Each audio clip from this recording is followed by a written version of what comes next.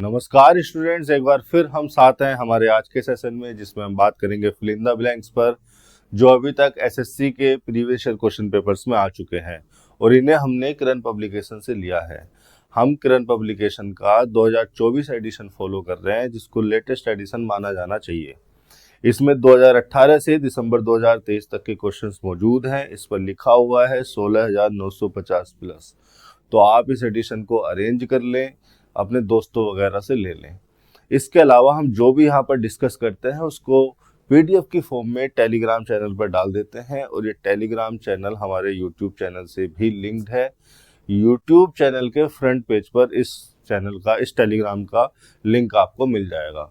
जैसे कि आज की वीडियो में हम डिस्कस करने वाले हैं फिल इन द ब्लैंक्स, जो कि 65 से 78 की नंबरिंग पर या सीक्वेंस पर है इस एडिशन के हिसाब से। और ये fill in the blanks SSC steno 2019 और एसएससी कांस्टेबल जीडी 2019 के एग्जाम में आए हुए हैं। तो चलिए शुरू कर लेते हैं। ये है हमारा 65वां सेंटेंस या 65वां क्वेश्चन, जिसमें हमें एक ब्लैंक फिल करना है। अब ये ब्लैंक फिल करने होते हैं अपनी ग्रामर के अंडरस्टैंडिंग के बेसिस पर, अपने वोकैबुलरी के एक्सपीरियंस के बेसिस पर, या जो हमारी रीडिंग स्किल्स है, जो हमारी कॉम्प्रिहेंशन स्किल्स है, एक ऑब्जेक्टिव कंटेक्स्ट को, ऑब्जेक्टिव मीनिंग को समझने का जो बेसिक सेंस है, बेसिक इंग्लिश लैंग्वेज से रिलेटेड सेंस है, उसके आधार पर हमें ये ब्लैंक्स फिल करने होते हैं। लेकिन आजकल जो है मैं देख रहा हूँ, जो ये सीरीज हमारी चल रही है, इसमें जो फिल इन द ब्लैंक्स आ रहे हैं वो ज़्यादातर वोकैबुलरी बेस्ड आ रहे हैं। मुझे इनको पढ़ाते हुए ऐसा लग भी नहीं रहा कि मैं ग्रामर पढ़ा रहा हूँ, मुझे ऐसा लग रहा है जैसे मैं वोकैबुलरी पढ़ा रहा हूँ। काफ़ी स्टूडेंट मुझसे कह रहे थे कमेंट में कि सर वोकैब कराइए, वोकैब कराइए। तो भाई वोकैब ही चल रही है, ये जरा ध्यान से देख लो।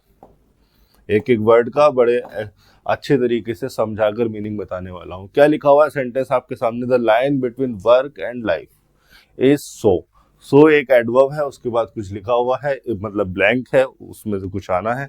चारों ऑप्शन में से फिर लिखा हुआ है that for millennials the idea of a work life balance has never been an inspiration let alone a reality. चलिए शुरू कर लेते हैं। देखिए सबसे पहले लिखा हुआ है द लाइन।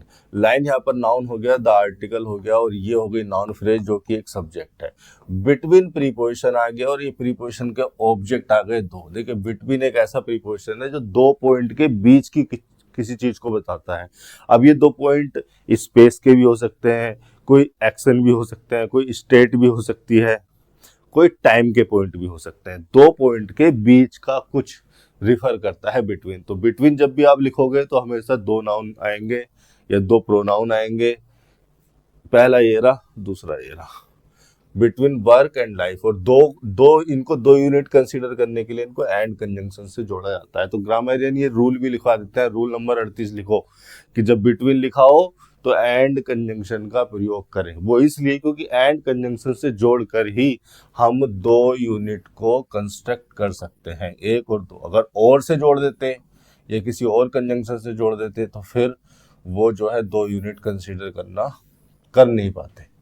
तो बिटवीन प्रीपोजिशन, उसके बाद ऑब्जेक्ट लगा हुआ है वर्क एंड लाइफ। अब सब्जेक्ट हमारा, देखिए जो प्रीपोजिशनल फ्रेज है, प्रीपोजिशनल फ्रेज आई है इस लाइन के बारे में बताने के लिए कि कौन सी लाइन की बात की जा रही है, जो वर्क और लाइफ के बीच की जो लाइन है। ठीक है, तो ये प्रीपोजिशनल फ्रेज आई है इस नाउन के बारे में बताने के लिए। इसको इसलिए मैं एडजेक्टिव फ्रेज करूंगा। इतनी बात तो अपनी बेसिक है। द लाइन हमारा सब्जेक्ट हो गया, इसलिए जो हमारी मेन वर्ब लगी है वो इस की फॉर्म में लगी है, और ये हमारी लिंकिंग वर्ब है। लिंकिंग वर्ब के बाद क्या आ जाना चाहिए? आ जाना चाहिए उसका कॉम्प्लीमेंट। और कॉम्प्लीमेंट मैंने आपको बताया क्या हो सकता है, एडजेक्टिव हो सकता है, नाउन प्रोनाउन हो सकते हैं। प्रीपोजिशनल फ्रेजेस कॉम्प्लीमेंट बन जाती है लिंकिंग वर्ब के बाद आने वाली। तो यहाँ पर लिखा हुआ है सो एडवर्ब। अब एडवर्ब लिखा हुआ है तो इसका मतलब यहाँ कोई एडजेक्टिव ही होगा। कोई आर्टिकल या डिटर्मिनर लिखा होता तो हम ये कह सकते थे कि कोई नाउन आ सकता, लेकिन अगर एडवर्ब लगाया तो निश्चित रूप से यहाँ कोई एडजेक्टिव आना है। और सो एडवर्ब का मीनिंग ऐसा है कि ये एक इंडिकेटेड डिग्री को रिफर करता है। अगर ये उस इंडिकेटेड डिग्री को रिफर करता है जिस डिग्री को इसमें इस एडजेक्टिव में से दिखाना है। जिस डिग्री को इस एडजेक्टिव में दिखाना है उस डिग्री को ये इंडिकेट करता है, यानी कि एक इंडिकेटेड डिग्री को रिफर करता है, और वो इंडिकेटेड डिग्री डेट क्लोज का इस्तेमाल करके लिखी जाती है। आगे कोई जो डेट क्लोज लिखी है ये वही इंडिकेटेड डिग्री है जिसको सो रिफर कर रहा है। तो यहाँ पर एक एडजेक्टिव आना है। कौन सा एडजेक्टिव आना है? मीनिंग के हिसाब से ब्लड, एम्बिगुअस, क्लाउडी, स्टीमी। ये हमें पता चलेगा पूरे सेंटेंस को पढ़कर। The life between work and life is so blank that for millennials. Preposition हो जाता है, प्रीपोजिशन के बाद उसका ऑब्जेक्ट। देखिए मिलेनियल्स जो है एक जनरेशन होती है मेरे ख्याल से 1990 के बाद वाली, 1990 से और 2000 के बीच की जो जनरेशन है उसको मेरे ख्याल से मिलेनियल कहा जाता है। ये गूगल भी कर लेना। मैंने कहीं पढ़ा था और मुझे ध्यान नहीं आ रहा। Millennials, generation Z, baby boomers, ठीक है, बेबी बूमर्स उस जनरेशन को कहा जाता है जिसकी वजह से पॉपुलेशन बूम आ गया। जनरेशन जेड मेरे ख्याल से 2000 बाद में जो बच्चे पैदा हुए हैं, जो अभी जो है 22-23 साल के या 18-17, 2000 के 2000 से लेके 2010 तक के मेरे ख्याल से बच्चों को जनरेशन जेड कहा जाता है। मिलेनियल्स 1990 से 2000 तक के बच्चों को मेरे ख्याल से मिलेनियल कहा जाता है। थोड़ी बहुत इधर उधर हो सकता है भाई, इसको गूगल कर लेना। फिलहाल मिलेनियल एक जनरेशन को कहा जाता है। प्रीपोजिशन के बाद आ गई उसका object. The line between work and life so is so adjective that for millennials. एक प्रीपोजिशनल फ्रेज लग गई शुरू में ही बताने के लिए, कॉमा से अलग कर दिया। The idea of a work life balance. The idea यहाँ पर नाउन है, सब्जेक्ट के फंक्शन भी होगा, ऑब्जेक्ट और कॉम्प्लीमेंट बनने का स्कोप नहीं है। ऑफ प्रीपोजिशन लगाया गया उस आइडिया के बारे में बताने के लिए कि किस आइडिया की बात कर रहे हैं हम। अब वर्क लाइफ बैलेंस वाले आइडिया की बात कर रहे हैं। अब वर्क लाइफ बैलेंस, बैलेंस यहाँ पर नाउन हो गया। वर्क लाइफ को एक कंपाउंड नाउन बनाया गया और इस कंपाउंड नाउन को फिर एक नाउन मॉडिफायर के रूप में यूज किया गया। और नाउन मॉडिफायर आपको पता है एडजेक्टिव का ही घर का नाम है। आर्टिकल लग गया क्योंकि एक कॉमन नाउन की तरह बैलेंस को यूज कर रहे थे, ठीक है। द आइडिया सिंगुलर सब्जेक्ट है तो हैज आ गया। हैज यहाँ पर हेल्पिंग वर्ब हो गई। नेवर लग गया एडवर्ब। बीन यहाँ पर मेन वर्ब है जो कि लिंकिंग नेचर की वर्ब है, बी की फॉर्म है। और लिंकिंग वर्ब होने की वजह से इसके बाद लिखा हुआ है कॉम्प्लीमेंट। क्या है कॉम्प्लीमेंट? एन एस्पायरेशन, और एन हो गया आर्टिकल, एस्पायरेशन हो गया नाउन। कोमा लगा हुआ है। Let alone a reality. Let एक फिर से एक मेन वर्ब आ गई कंजंक्शन लगाकर। Late alone a reality. Alone इसके लिए एडवर्ब हो गया और एक लग गया फिर उसके बाद लेट के बाद उसका ऑब्जेक्ट, ठीक है। लेट अलोन अ रियलिटी, ठीक है। 65 का अब देखिए क्या आना चाहिए यहाँ पर। The line between work and life is so blurred, so ambiguous, so cloudy, so steamy. Blur के बारे में मैं अगर आपको बताना चाहूं तो बिलर एक नाउन होता है। बिलर का मतलब होता है something that you can not see clearly. कुछ भी ऐसा जो आप क्लियरली नहीं देख सकते उसको आप बिलर कह सकते हैं। Something that you can not see clearly. Blur verb हो जाता है तो इसका मतलब हो जाता है to make something difficult to see clearly. किसी चीज को ऐसा बना देना कि वो आसानी से देखने में ना आए कि क्या है। तो क्या यहाँ पर बिलर्ड आना है, उस वर्ब की थर्ड फॉर्म आनी है, या एम्बिगुअस आना है? एम्बिगुअस के बारे में बता दूं तो एम्बिगुअस का मतलब होता है एक्सप्रेसिंग और involving more than one meaning या मोर देन वन इंटरप्रिटेशन। किसी भी ऐसी चीज को देखकर अगर आपको ऐसा लगे कि यार इसको तो ये भी कंसीडर किया जा सकता है, ये तो इसको ये भी कंसीडर किया जा सकता है, तो this is a situation of ambiguity, ठीक है। एम्बिग्विटी का मतलब है किसी चीज को देखकर अगर एक से ज्यादा इंटरप्रिटेशन, एक से ज्यादा मीनिंग आपके दिमाग में आए।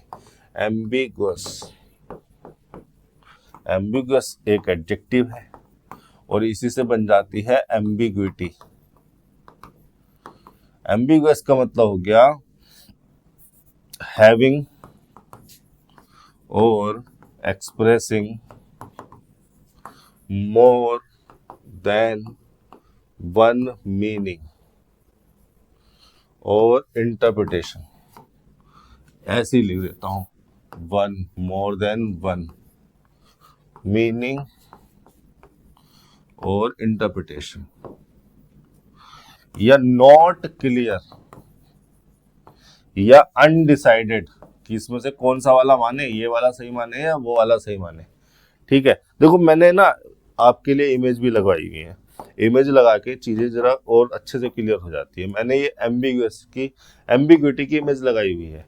देखो आप इस वाली फिगर को देखोगे अगर ध्यान से, इस वाली फिगर को अगर आप ध्यान से देखोगे, इस वाली इमेज को आप ध्यान से देखोगे, तो इधर से देखने पर ये कैसी लग रही है? बत्तख जैसी लग रही है। ये उस बत्तख की चोंच है, ये आंख हो गया, ये सिर हो गया। और अगर इधर से देखोगे इसको, इधर से देखने की कोशिश करोगे तो ऐसे लगेगा जैसे कोई रैबिट है, कोई खरगोश है। ये इस खरगोश का मुंह हो गया, ये आंख हो गई, और ये पीछे को इसके कान खड़े हुए हैं। तो कोई स्टूडेंट जो इधर से देख रहा है या कोई व्यक्ति जो इधर से देख रहा है वो इसको रैबिट कह सकता है, कोई जो उधर से देख रहा है वो इसको बत्तख कह सकता है। तो ये यहाँ पर एक ही सिचुएशन है, एक ही इमेज है जो एक से ज्यादा मीनिंग जिसके पॉसिबल है, तो यहाँ पर एक एम्बिग्विटी जनरेट होती है। उसी तरह से अगर आप इस इमेज को देखोगे तो आपको देखने में लग रहा होगा कि ये किसी का मुंह है और किसी के मुंह को यहाँ से साइड से दिखाया गया है।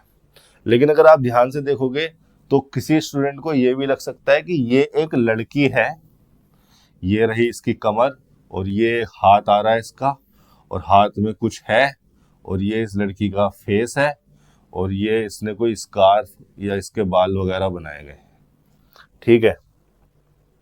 और ये जो है ये इसकी वो टी शर्ट का बॉर्डर होगा यहाँ पर, इस तरह से लग रहा है। अगर इस वाली इमेज को देखोगे तो ऐसा लग रहा है जैसे दो लड़कियां एक दूसरे को हक कर रही हैं और हक करके बैठी हुई हैं। लेकिन अगर ध्यान से देखोगे तो ऐसा भी लग रहा है जैसे ये नाक है और ये इसका मुंह है और ये इसका इस तरह का अजीब सा हेयर स्टाइल होगा। कोई कार्टून इमेज लग रही है, किसी व्यक्ति का फेस लग रहा है। तो ऐसी सिचुएशन या ऐसी इमेजेस या ऐसी चीजें जो एक से ज्यादा मीनिंग या एक से ज्यादा इंटरप्रिटेशन जिनकी पॉसिबल हो, पता ना चले कि इसको ये कंसीडर करें या ये कंसीडर करें, उसको कहा जाता है एम्बिगुअस या नॉट क्लियर या अनडिसाइडेड। डिसाइड नहीं कर सकते इसको ये कहें या ये कहें, ठीक है। ये होता है एम्बिगुअस का मतलब। वापस आते हैं क्लाउडी। क्लाउडी का मतलब क्या है? Having cloud. Having cloud, cloudy weather हो सकता है, क्लाउडी डे हो सकता है, क्लाउडी नाइट हो सकती है, ठीक है। तो हैविंग क्लाउड, क्लाउडी लिख दिया मैंने फिर से, हैविंग क्लाउड। क्लाउडी का मतलब नॉट ट्रांसपेरेंट भी हो जाएगा। अगर किसी के सामने क्लाउड्स आ जाए तो उसकी ट्रांसपेरेंसी खत्म हो जाती है। क्लाउड अगर ढक ले, सूरज कैसे छिप जाता है क्लाउड के पीछे, पता ही नहीं चलता। तो नॉट ट्रांसपेरेंट के मीनिंग को भी क्लाउडी रिफर कर देता है। स्टीमी का मतलब होता है filled with steam, filled with steam. तो यहाँ पर कौन सा आना चाहिए? तो देखो स्टीमी और क्लाउडी तो यहाँ मीनिंगफुल है ही नहीं। ब्लड और एम्बिगुअस में से भी क्या बता सकते हैं? क्या जो वर्ब और लाइफ के बीच का जो लाइन है वो एम्बिगुअस है, जिसको डिसाइड नहीं किया सकता? नहीं, वो ब्लड है, वो देखी नहीं जा सकती कि यहाँ पर वर्क है और यहाँ पर लाइफ है, दोनों जो है मिले हुए हैं। वर्क ही लाइफ है, लाइफ ही वर्क है, ये कहने की कोशिश की जा रही है। तो यहाँ पर सही ऑप्शन हो जाएगा ब्लड। एम्बिगुअस यहाँ पर मीनिंगफुल नहीं है, उस ऑब्जेक्टिव मीनिंग को सेटिस्फाई नहीं कर रहा। 65 का हो गया फर्स्ट। 66 पर चल लेते हैं। Napping can do as much to improve someone's, blank दिया हुआ है, as a balance diet and exercise can. ठीक है, नैपिंग बना है नैप से। नैप का मतलब होता है a short sleep, specially during the day. दिन के समय में हम जो शॉर्ट स्लीप ले लेते हैं आधे पौने घंटे की, उसी को कहा जाता है नैप। नैप हो गया यहाँ पर नाउन। इसका मतलब हो गया a short sleep specially during the day. और नैप जो है वर्ब की तरह भी काम कर सकती है, और जब नैप वर्ब की तरह काम करेगी तो इसका मतलब हो जाएगा to sleep for a short time. तो यहां पर इसके इस वर्ब, यहां पर नैप को इस वर्ब के फंक्शन में यूज किया गया है और फिर जीरेंड बनाया गया है, और ये जीरेंड हो गया नाउन, और यही है सेंटेंस का हमारे सब्जेक्ट। नैपिंग, कैन यहाँ पर हेल्पिंग वर्ब लग गई, मेन वर्ब, और उसके बाद मेन वर्ब आ गई। अब डू ट्रांजिटिव भी हो सकती है, इंट्रांजिटिव भी हो सकती है। यहाँ पर इंट्रांजिटिवली यूज हुई है, और इंट्रांजिटिव होने की वजह से इसके बाद ऑब्जेक्ट नहीं आ रहा। मच लिखा हुआ है यहाँ पर एडवर्ब। एज एक और एडवर्ब लिखा हुआ है। देखिए यहाँ पर मच एडवर्ब लगाया गया है डू की डिग्री बताने के लिए, और एज भी एडवर्ब डिग्री है, ये मच की डिग्री को बताने के लिए लगाया गया है।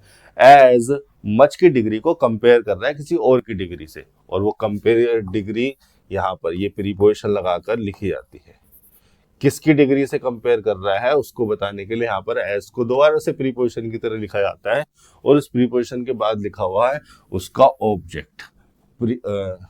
As a balance diet and exercise can, actually में यहाँ पर प्रीपोजिशन नहीं है, कंजंक्शन की तरह यूज हो रही है, लेकिन फंक्शन वही है, डिग्री को रिफर कर रहा है। उसके बाद लगा हुआ है यहाँ पर इन्फिनेटिव टू प्लस V1, और ये जो इन्फिनेटिव है napping can do as much to improve, as much to improve someone. देखिए ये जो यहाँ पर इन्फिनेटिव लिखा हुआ है, ये लिखा हुआ है इस डू के लिए, यानी कि पर्पस या रीजन को रिफर कर रहा है कि जो भी करना है किस लिए करना है। अब इम्प्रूव ट्रांजिटिव वर्ब है, उसके बाद उसका ऑब्जेक्ट आएगा। समवन प्रोनाउन है जिसको पजेसिव बनाया गया है अपोस्ट्रोफी एस लगाकर। यहाँ पर जो आना है वो कोई नाउन नहीं आना है, क्योंकि अपोस्ट्रोफी एस लगा है, हमें किसी नाउन की पोजीशन बतानी है। तो नॉलेज आना है, फेमिलियरिटी, डिफिशिएंसी, एफिशिएंसी। नैपिंग से नॉलेज इंप्रूव होती है। अब अगर आधे घंटे के लिए आप सो जाएं, दिन में 1 घंटे के लिए सो जाएं, तो उससे आपकी नॉलेज इंप्रूव होगी? नहीं। फेमिलियरिटी का मतलब होता है, फेमिलियरिटी बना है फेमिलियर से, और फेमिलियर का मतलब होता है नॉन टू समथिंग या नोइंग समथिंग। अगर आप किसी चीज से परिचित हैं, आप किसी चीज को जानते हैं, तो आप कह सकते हैं आप उससे फेमिलियर हैं। तो फेमिलियरिटी इंप्रूव होती है? नहीं। डेफिशिएंसी इंप्रूव होती है या एफिशिएंसी इंप्रूव होती है? देखिए एफिशिएंसी बना है एफिशिएंट से, एक वर्ड होता है एफिशिएंट, और एफिशिएंट है एक तरह का एडजेक्टिव, और एफिशिएंट का मतलब है working and operating quickly and effectively. अगर कोई पर्सन तेजी से काम करे और इफेक्टिवली काम करे, बिल्कुल सही से काम करे तेजी से, तो हम उसको कह सकते हैं यार ये बहुत एफिशिएंट है। एफिशिएंट का मतलब हो गया working and operating quickly and effectively. तो इफिशिएंसी का मतलब क्या हो गया? The state of being efficient, the state और the quality of being efficient. Napping से क्या है, हमारी एफिशिएंसी इंप्रूव होती है। डेफिशिएंसी का मतलब अलग है, डेफिशिएंस बना है डेफिशिएंट से, डेफिशिएंट ये सही ऑप्शन है। नैपिंग से हमारी एफिशिएंसी इंप्रूव होती है। अगर हम थके हुए हैं और आधे पौने घंटे के लिए आराम कर लें, नैपिंग ले लें, नैप कर लें, तो हम दोबारा से जब उठेंगे थोड़ा सा रिफ्रेश फील करेंगे और हम ज्यादा एफिशिएंट काम करेंगे, तेजी से काम करेंगे और अच्छे से काम करेंगे। डेफिशिएंसी बना है डेफिशिएंट से। डेफिशिएंट का मतलब होता है not having enough of something, जितना होना चाहिए उससे उतना नहीं है, उससे कम है। डेफिशिएंट का मतलब not having enough of something या लैकिंग समथिंग।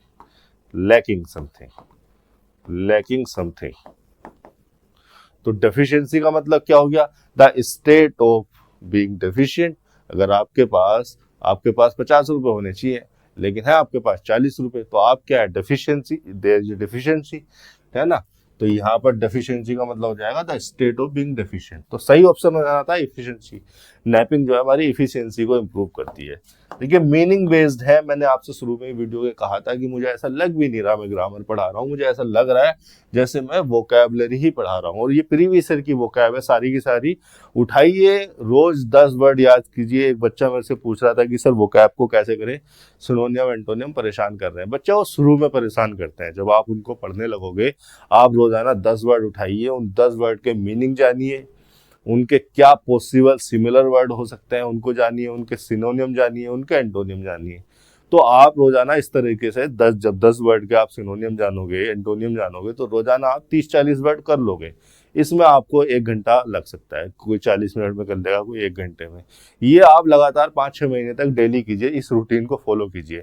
5-6 महीने में देखेंगे आपकी वोकैबुलरी जो है प्रीवियस ईयर की सारी लगभग खत्म हो गई है। फिर जब ये सारे वर्ड कंप्लीट हो जाए तो फिर इनको रिवाइज करना स्टार्ट कर दो, फिर इनको रिवाइज करो, फिर इनको रिवाइज करो, इनको रिवाइज करते रहो जब तक आपका सिलेक्शन नहीं हो जाता।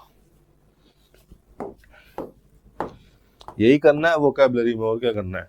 और समझ के पढ़ा करो, वर्ड्स के मीनिंग को अगर आप समझ के पढ़ोगे तो आपके दिमाग में एक सेंस डेवलप होगा उस वर्ड से रिलेटेड कि इस वर्ड का क्या फंक्शन हो सकता है, ये किस डोमेन में यूज होना चाहिए, इसके क्या सिनोनियम हो सकते हैं, इसके क्या एंटोनियम हो सकते हैं, ये किस तरह से सेंटेंस की स्ट्रक्चर में यूज होता होगा। ठीक है, अब जो सिनोनियम एंटोनियम पूछे जाते हैं वो सेंटेंस में रख कर पूछे जाते हैं, तो आपको उसका उस वर्ड का एग्जैक्ट मीनिंग नहीं बताना होता। कई बार आप उसका उस वर्ड का वो मीनिंग या वो सिनोनियम या वो एंटोनियम बताना होता है जो कि उस कंटेक्स्ट में, उस ऑब्जेक्टिव मीनिंग में अप्रोप्रिएट है, सुटेबल है। तो इस तरह से जो है समझ के पढ़िए शब्दों को। 67 क्या लिखा हुआ है, स्पेस एक्सप्लोरेशन डिमांड्स, ब्लैंक दिया हुआ उसके बाद लिखा हुआ ह्यूमन क्वालिटीज, कोलन लगाया गया है, सॉरी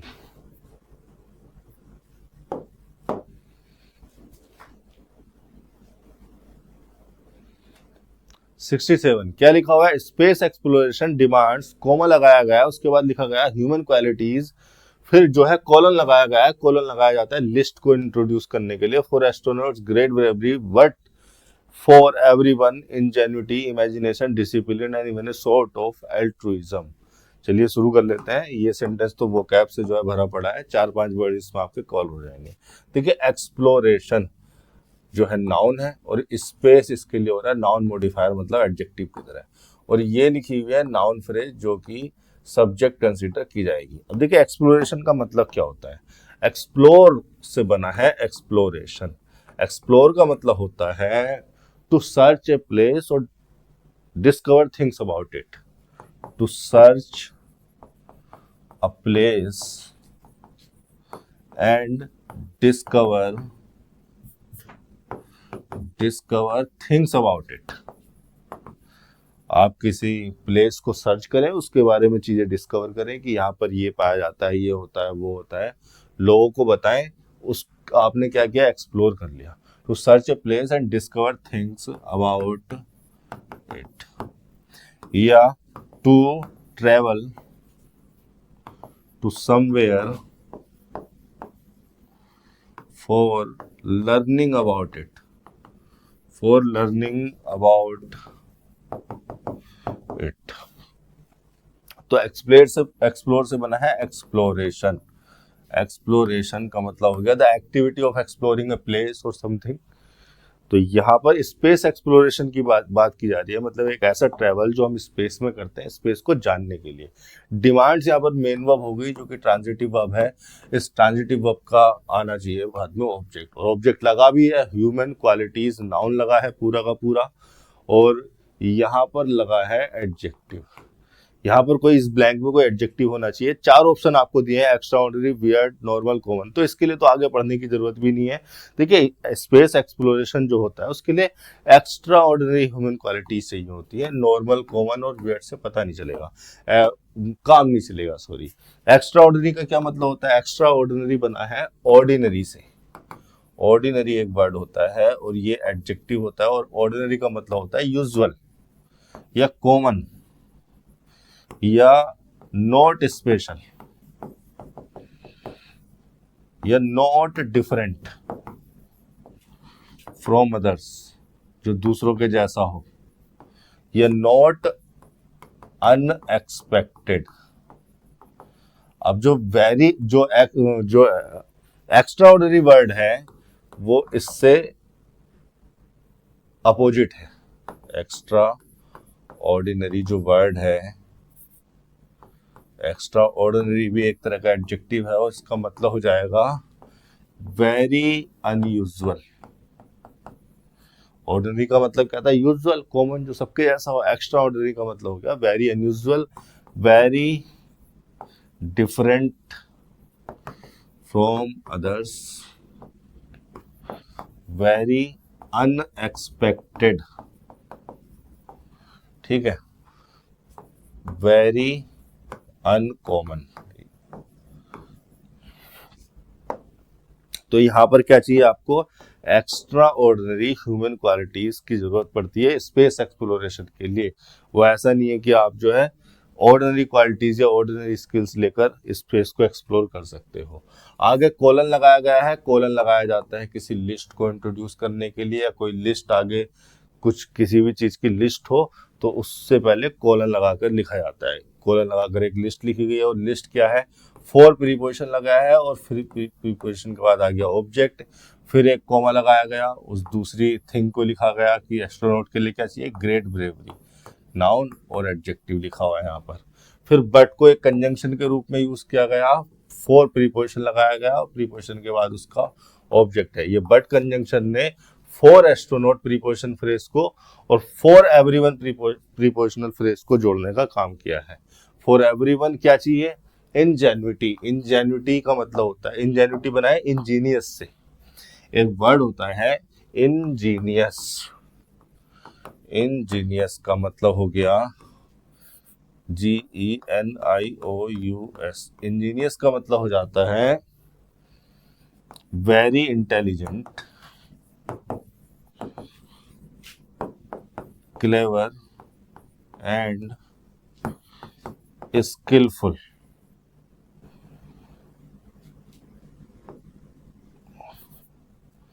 या इन्वेंटिव, या यहीं इसी में लिख देता हूं, very intelligent, clever, skilful and inventive,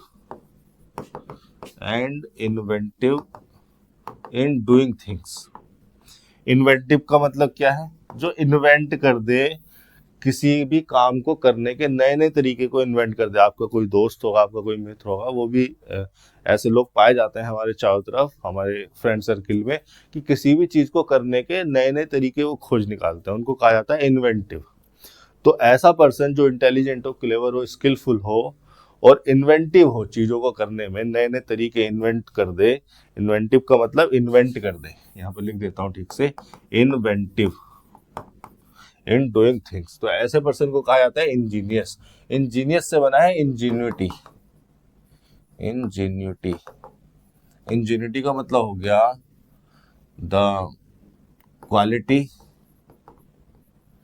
और स्किल ऑफ बीइंग इंजीनियस। आगे क्या वर्ड है, इमेजिनेशन पता है आपको, डिसिप्लिन पता है आपको, एंड कंजंक्शन लगाया गया, 4 प्रीपोजिशन के जो सारे वर्ड जोड़े जा रहे हैं, Ingenuity, imagination, discipline, and conjunction से इनको जोड़ा गया। इवन लगाया गया एम्फेसाइज करने के लिए, इवन अ शॉर्ट, इवन देखिए प्री डिटर्मिनर की तरह आ गया, शॉर्ट यहाँ पर नाउन हो गया। अ शॉर्ट, शॉर्ट का मतलब होता है kind, a kind of altruism. Altruism का क्या मतलब होता है, अल्ट्रुइज्म बना है अल्ट्रुइस्ट से। वो क्या भी चल रही है हमारी, ग्रामर का तो काम आ ही नहीं रहा। अल्ट्रुइस्ट,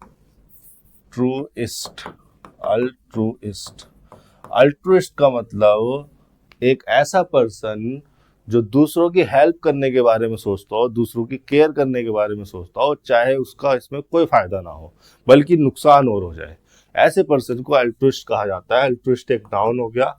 अल्ट्रुइस्ट का मतलब समवन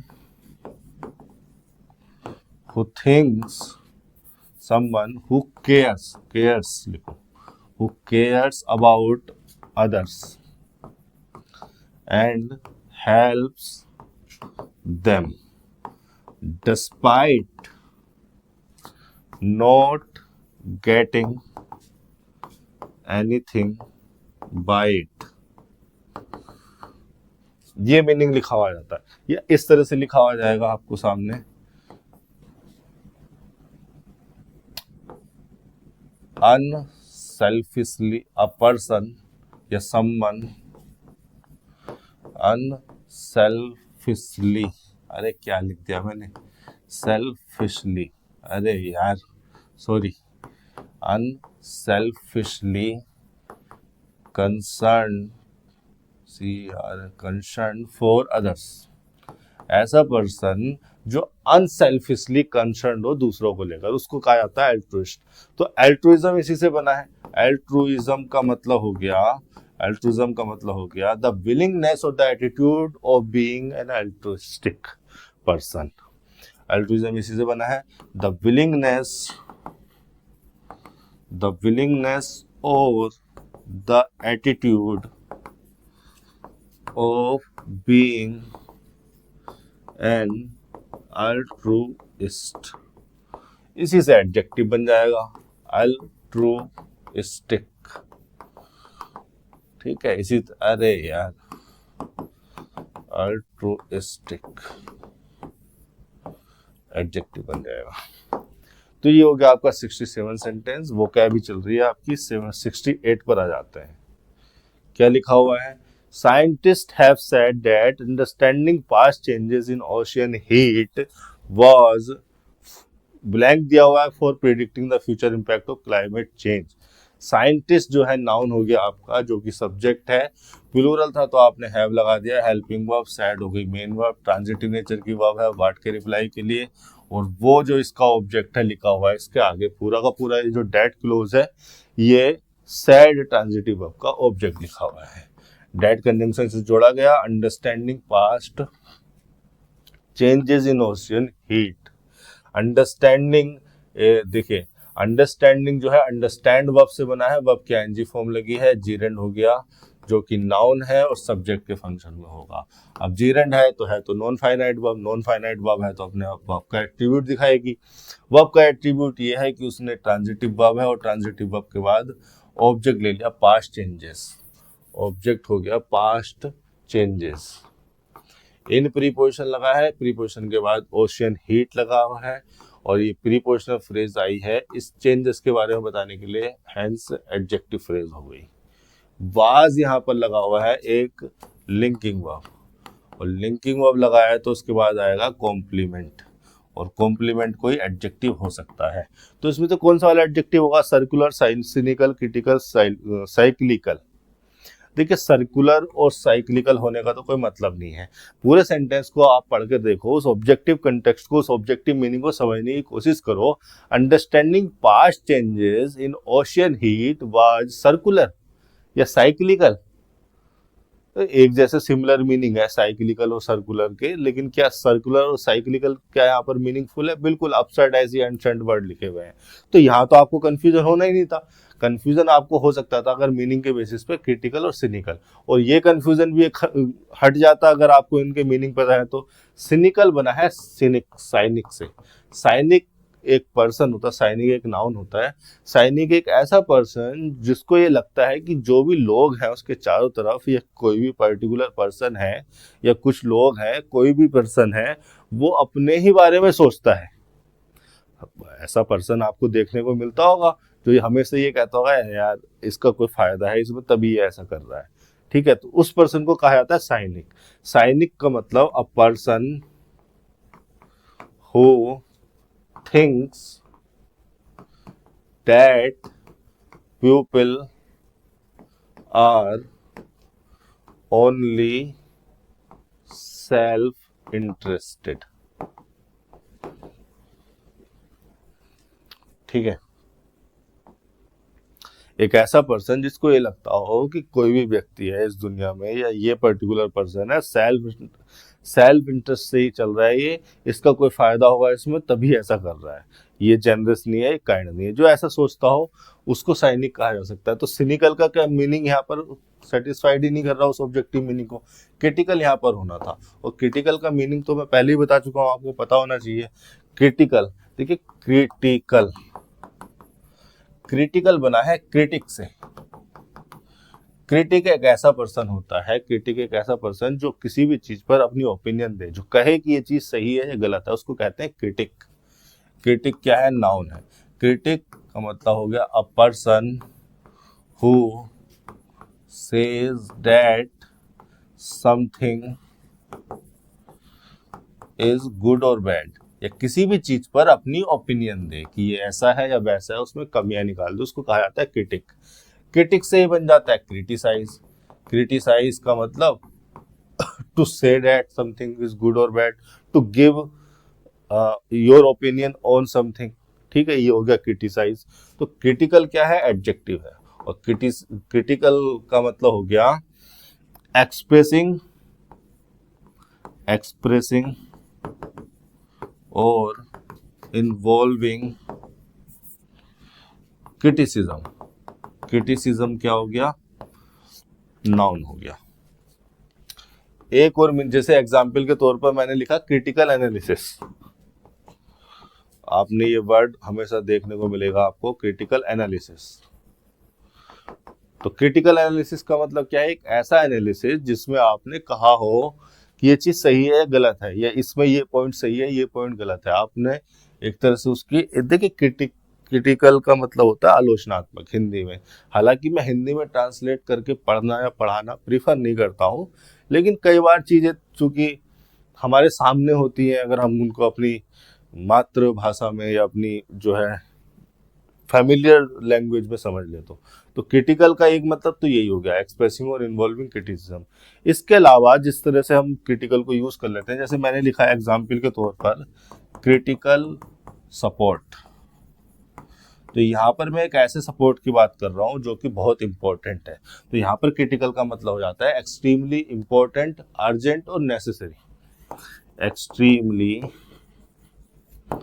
इंपॉर्टेंट, अर्जेंट और नेसेसरी, ठीक है। इस तरह से भी हम क्रिटिकल को यूज कर लेते हैं, जैसे मैंने लिखा क्रिटिकल इंजरी, तो ऐसा तो है नहीं ये इंपॉर्टेंट इंजरी है या किसी को क्रिटिसाइज कर रही है। यहां पर क्रिटिकल का मतलब हो जाता है एक्सट्रीमली सीरियस, एक्सट्रीमली सीरियस, कोई ऐसी इंजरी जो कि बहुत ज्यादा सीरियस है, काफी चोट लग गई है। ये हो गया आपका 67। अभी कुछ बचा है कि इसमें आगे बचा है, थोड़ा सा इंटरप्रेट कर लेते हैं इसको। तो क्या कहा जा रहा है, क्रिटिकल मतलब आपसे ये कहने की कोशिश की जा रही है कि understanding past changes in ocean heat was critical, मतलब इंपॉर्टेंट, इंपॉर्टेंट या नेसेसरी।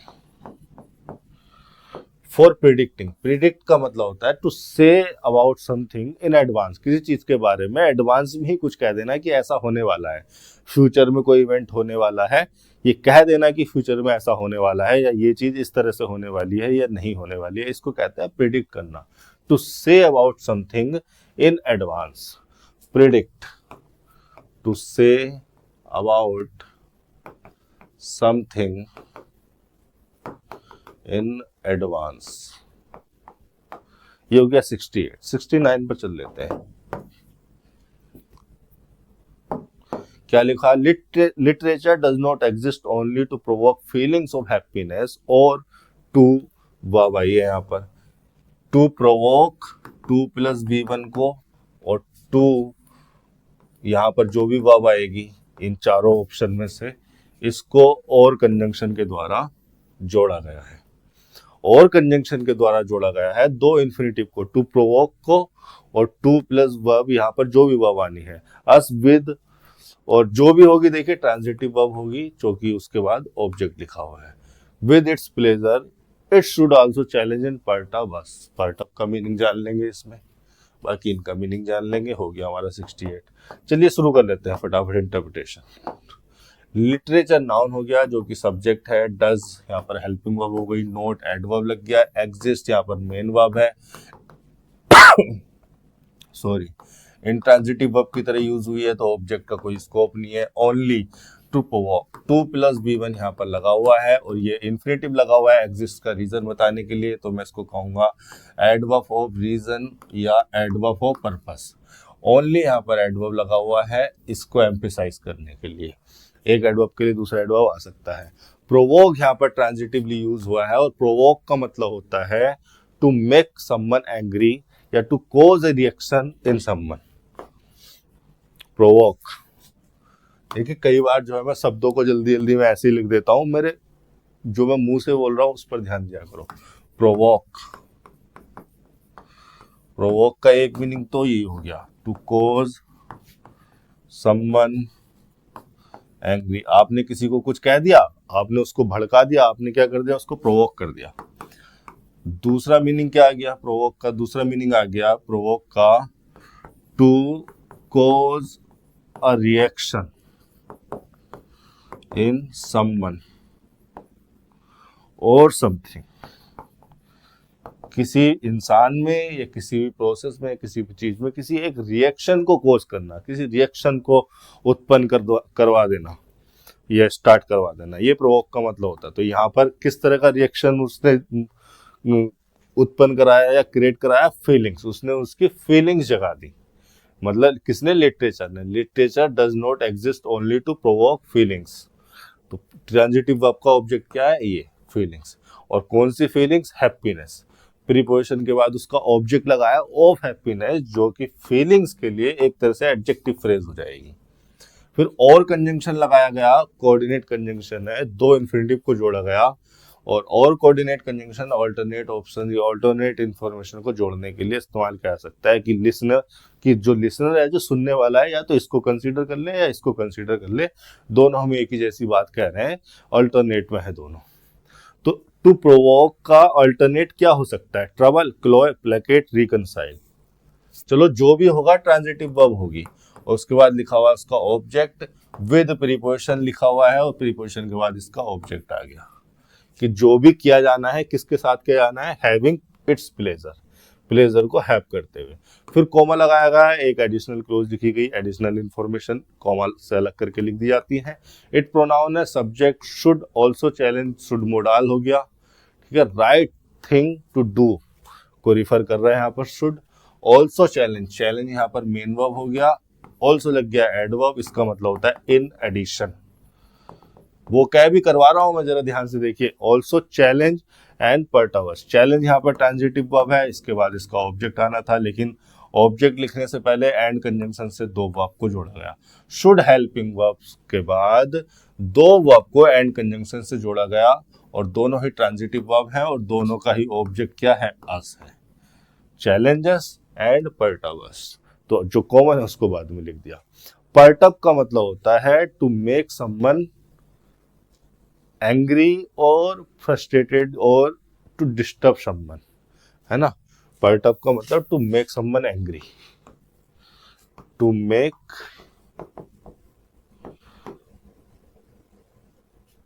समवन वरीड, एंग्री से ज्यादा वरीड के सेंस में यूज होता है। पर्टअप का मतलब टू वरी समवन, कुछ ऐसा कर दिया कि तुमने जो है उसके दिमाग में एक वरी को, एक चिंता को पैदा कर दिया। To worry someone.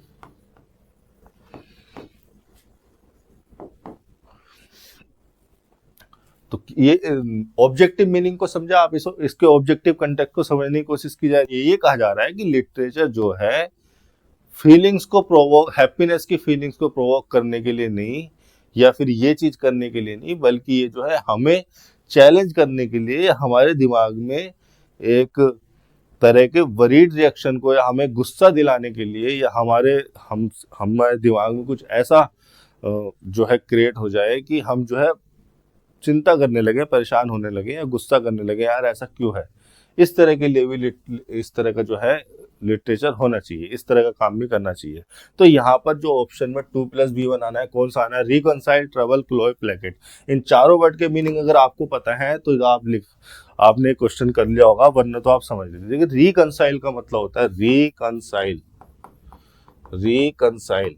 इस वर्ड के अगर कंसाइल पर अगर आप ध्यान दो तो आपको पता चलेगा। रिकंसाइल का मतलब होता है to resolve friendship, to resolve friendship and harmony. Resolve नहीं, रिस्टोर लिखूंगा मैं। To restore friendship and harmony. किसी फ्रेंडशिप, कोई फ्रेंडशिप थी, खराब हो गई, आपने उन दोनों पार्टीज को बुलाया, आपने उसको रिकंसाइल कर दिया और उनकी फ्रेंडशिप को रिस्टोर कर दिया।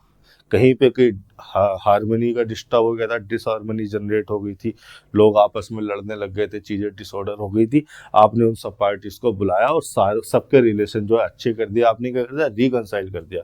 और रिकंसाइल का दूसरा मीनिंग हो जाता है to make one thing compatible with another. एक चीज को दूसरे चीज के कंपैटिबल बना देना, उसके अकॉर्ड में ला देना, उसके जैसा, मतलब दोनों जो है एक एग्रीमेंट में आ जाए, ये रिकंसाइल का मतलब होता है। दूसरा था ट्रबल, ट्रबल का मतलब होता है प्रॉब्लम और डिफिकल्टीज। ट्रबल का मतलब हो जाएगा TROUBL, ट्रबल का मतलब हो जाएगा प्रॉब्लम्स एंड डिफिकल्टीज, या फिर आप कह लीजिए अ सिचुएशन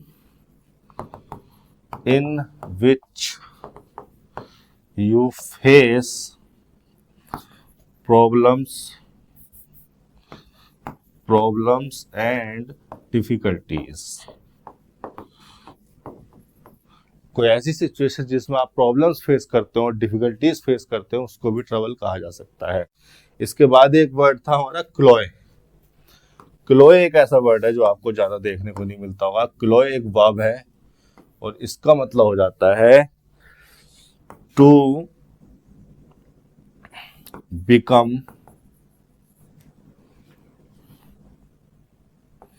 अनोइंग। अनोइंग का मतलब, अनोय का मतलब भी देखिए यहाँ पर मैं बता देता हूँ। अनोय का मतलब होता है to make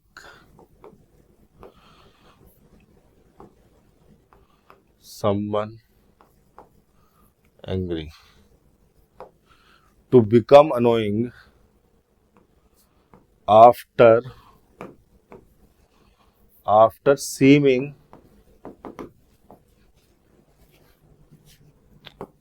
pleasant at first.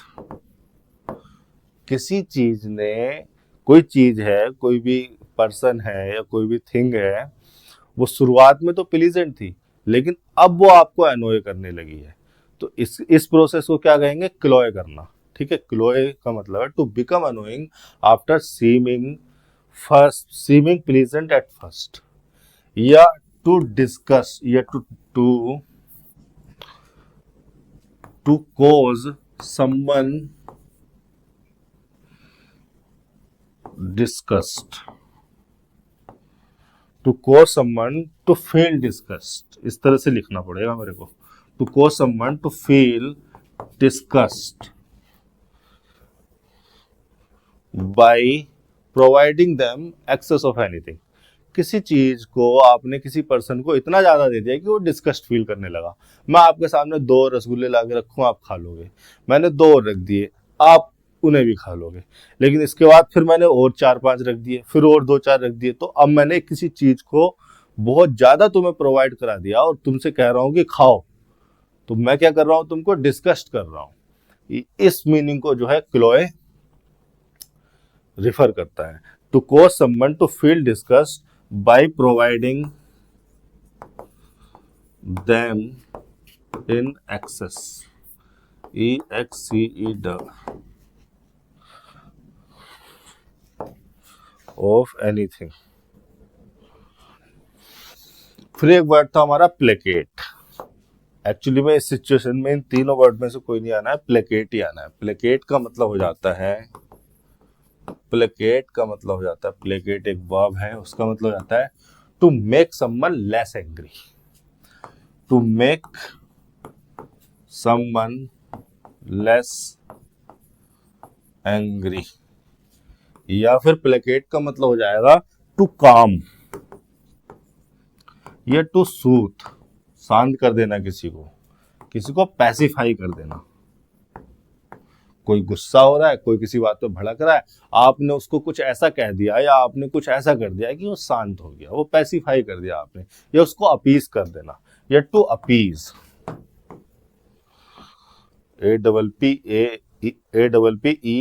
APPEASE, to appease someone by doing और saying something, APPEASE। जैसे पॉलिटिशियंस क्या करते हैं, जब कुछ लोग, किसी कम्युनिटी के लोग भड़क रहे होते हैं, प्रोटेस्ट कर रहे होते हैं, तो पॉलिटिशियन क्या करते हैं, उनको शांत करने के लिए कुछ ऐसा कह देते हैं, कुछ ऐसा कर देते हैं कि वो शांत होकर अपने घर चले आते हैं। तो इसको कहा जाता है अपीज करना, तुष्टिकरण। मेरे ख्याल से अपीजमेंट को हिंदी में तुष्टिकरण कहा जाता है। हिंदी मेरी ज़्यादा तगड़ी नहीं है, इंग्लिश भी थोड़ा पिछले कुछ सालों में काम किया है, तो इंग्लिश तक ही सीमित रहेंगे। ये हो गया प्लेकेट। तो यहाँ पर जो है लिटरेचर का प्लेकेट करने के एक्टिविटी को रिफर किया जा रहा है। यहाँ पर सही वर्ड हो जाना था प्लेकेट। रिकॉन्साइल नहीं आएगा, ऐसा नहीं है कि किसी फ्रेंडली रिलेशन को या किसी हार्मनी को हम रिस्टोर कर रहे हैं। ट्रेबल और क्लोए का तो बिल्कुल ही मीनिंग अलग है, अपोजिट मीनिंग में चले जा रहे हैं। प्लेकेट का मतलब हो जाएगा कि literature does not exist only to provoke feelings of happiness और to placate us with its pleasure. ऐसा नहीं है कि जो है अपने जो लिटरेचर में जो प्लेजर होता है उससे वो हमें प्लेकेट कर देती है, उससे हमें शांत कर देती है, कि केवल ये करने के लिए नहीं होती लिटरेचर, और भी चीजें हैं लिटरेचर के करने के लिए, या फिर ये उसके द्वारा किया जाना चाहिए। इस तरह के मीनिंग को कन्वे करने की कोशिश की जा रही है। देखिए, सेंटेंस को पढ़कर उसके ऑब्जेक्टिव कंटेक्स्ट का समझ में आना जरूरी है, उसका ऑब्जेक्टिव मीनिंग समझ में आना जरूरी है, तभी आप उसमें समझ पाएंगे या सोच पाएंगे कि कौन सा वाला ऑप्शन सही होगा। माई फोरफिंगर is still bruised, burnt, damage या स्कोर्च। ब्लैंक दिया गया है, 4 ऑप्शन आपको दिए गए हैं। Where I caught it in the door this morning. तो माई फोरफिंगर, देखिए फोरफिंगर इस वाली पहली वाली उंगली को कहा जाता है। ये जो पहली वाली उंगली होती है इसको इंडेक्स फिंगर या फोर फिंगर कहा जाता है। ये रहा, मैंने इमेज भी लगवाई हुई थी इसके लिए। हालांकि मैं ये भूल गया कि मेरे हाथ में ही 5 उंगली है, तो मैं अपनी उंगली से क्यों नहीं बता सकता। ये जो किसी लेडी का हाथ है, इसने जो रिंग पहनी हुई है ये 4 फिंगर में पहनी हुई है, ये 4 फिंगर में ये रिंग पहनी हुई है। बाकी यहाँ पर ये दूसरे हाथ में जो बाकी की फिंगर है वो भी है। इसी को 4 फिंगर या इंडेक्स फिंगर कहा जाता है। ये हो गया थंब, ये रिस्ट हो गई, ये पाम हो गई। इसको लास्ट वाली को कहा जाता है पिंकी फिंगर। और इसमें चूंकि रिंग पहनाई जाती है, रिंग सेरेमनी जो होती है, एंगेजमेंट वगैरह, रिंग इस वाली फिंगर में पहनाई जाती है, तो इसको कहा जाता है रिंग फिंगर। इसको मिडिल फिंगर कहा जाता है। आप मिडिल फिंगर दिखा देते हैं किसी को जिसको आप डिसअपॉइंट करना चाह रहे हो या कुछ ऑफेंसिव कन्वे करना चाह रहे हो। वापस आते हैं हमारे सेंटेंस पर। क्या लिखा हुआ है? My forefinger is still. Is यहाँ पर लिंकिंग वर्ड लगाई गई है, यहाँ पर निश्चित तौर पर ही कोई एडजेक्टिव आएगा। स्टिल यहाँ पर लग गया एडवर्ब उससे पहले। स्टिल एडवर्ब होता है ये दिखाने के लिए कि कोई इंफॉर्मेशन अभी भी वैलिड है, पहले भी वैलिड थी, अभी भी वैलिड है। तो ब्रूइज्ड आना चाहिए, बर्न्ट आना चाहिए, डैमेज आना चाहिए, स्कॉच आना चाहिए। देखिए, बर्न्ट का मीनिंग आपको पता है, बर्निंग के बाद जो चीज है, तो बर्न का मतलब किसी चीज को जलाना, तो बर्न्ट ये वर्ब की थर्ड फॉर्म लगी है, सारी की सारी वर्ब की थर्ड फॉर्म है। ब्रूइज का मतलब है, देखिए ब्रूज का मतलब होता है एक मार्क या एक जो निशान आपकी स्किन पर आ जाता है, जिसमें आपकी स्किन को कोई, ऐसा तो नहीं होता कि आपकी स्किन कट जाती है या टूटकर अलग हो जाती है, लेकिन वो जो नीला नीला मार्क्स आ जाता है। हिंदी में हमारे यहाँ आंटीज वगैरह कह देती हैं कि नील पड़ गया। कहीं पर अगर आप को चोट लग गई या आप कहीं से टकरा गए, तो वो जो नीला नीला हो जाता है हमारी स्किन को, मैंने इसका भी इमेज यहाँ पर लगवाया है, उसको ब्रूज बोलते हैं। ये जैसे इस लेडी के घुटने में यहाँ पर नीला नीला हो गया, ये क्या है? ये ब्रूज है, इसी को ब्रूज कहा जाता है। ये ब्रूज है, ठीक है। यहाँ पर देखिए 4 फिंगर है किसी पर्सन की, और उस 4 फिंगर में ये इस तरह से ब्रूज। कई बार ऐसा होता है कि हमारी दरवाजे में या कहीं किसी चीज में उंगली आ जाती है, तो वहां पर नीला नीला हो जाता है। उसी सिनेरियो को जो है सेंटेंस में रिफर किया गया है, इसको कहते हैं ब्रूज। अब ब्रूज नाउन भी हो जाता है। ब्रूज का मतलब वो मार्क जिसमें स्किन का कलर चेंज हो जाता है, लेकिन स्किन कटकर वहां से उस पार्ट से अलग नहीं होती, उस मार्क को कहा जाता है ब्रूज। या उस मार्क को डेवलप करना भी ब्रूज होता है। तो ब्रूज जो वर्ड है, ये वर्ब और नाउन की तरह दोनों तरह इस्तेमाल हो जाता है। आपके सेंटेंस में इसको वर्ब की तरह इस्तेमाल किया गया है और वर्ब की थर्ड फॉर्म को एडजेक्टिव बनाकर लिखा गया है। तो यहाँ पर क्या क्या लिखा गया आगे देखिए, इन्फॉर्मेशन अगर आप आगे की पढ़ने की कोशिश करेंगे। Where I caught it in the door this morning. तो अगर डोर में मैंने अपनी उंगली को कोट कर लिया है, फंसा लिया, तो मैंने बर्न तो किया नहीं, डैमेज भी नहीं हुई, वो क्या हुई? ब्रूज्ड हुई। स्कॉच का मतलब होता है, स्कॉच का मतलब होता है to change the colour of skin by dry heat. कई बार आपने देखा होगा, जो हमारे किसान भाई हैं, वो खेतों में काम करने की वजह से उनकी जो स्किन है, वो उनके स्किन के यूजुअल कलर से ज्यादा काली हो जाती है, क्योंकि वो सनलाइट में काम करते हैं, ड्राई हीट में काम करते हैं।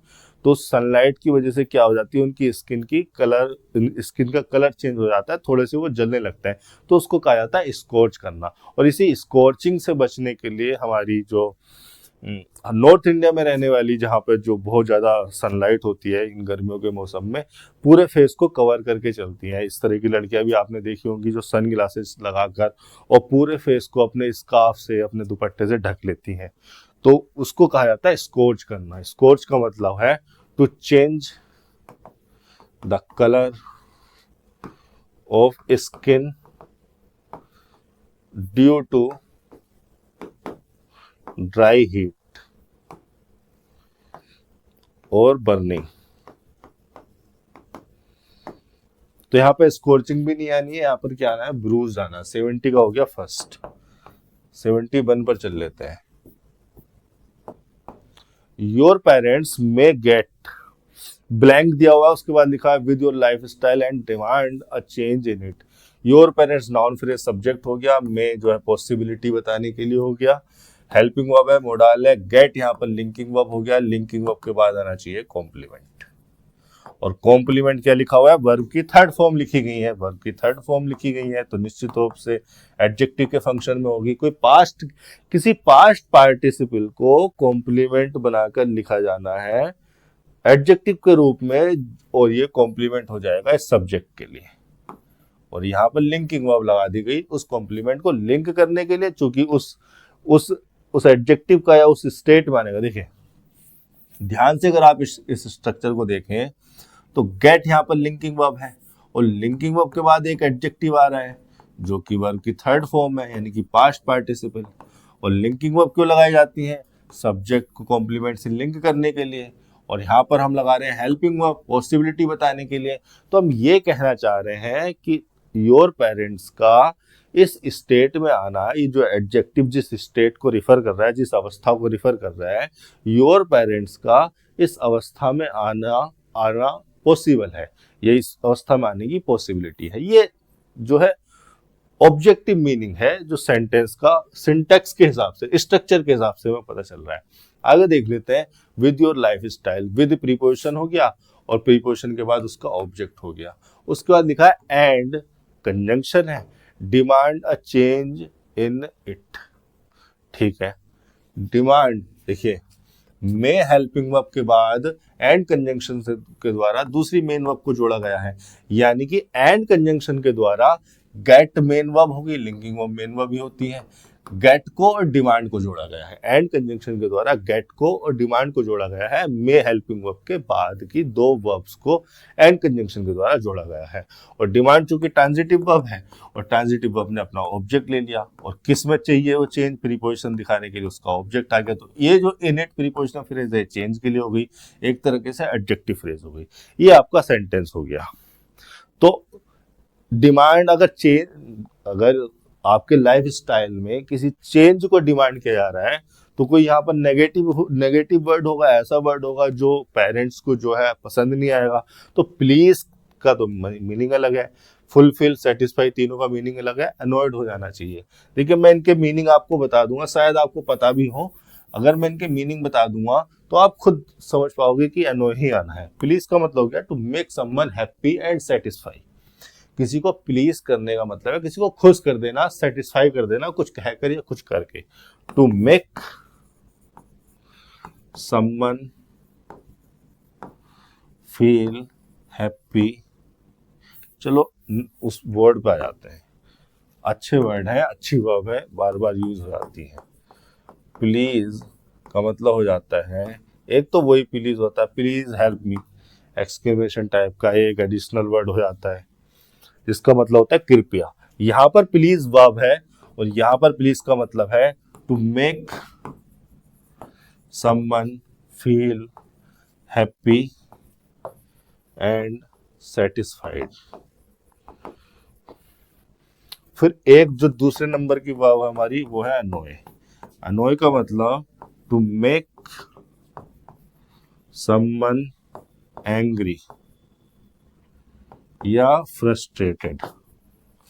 किसी को फ्रस्ट्रेटेड करना भी अनोय करने हो जाता है, परेशान करना है।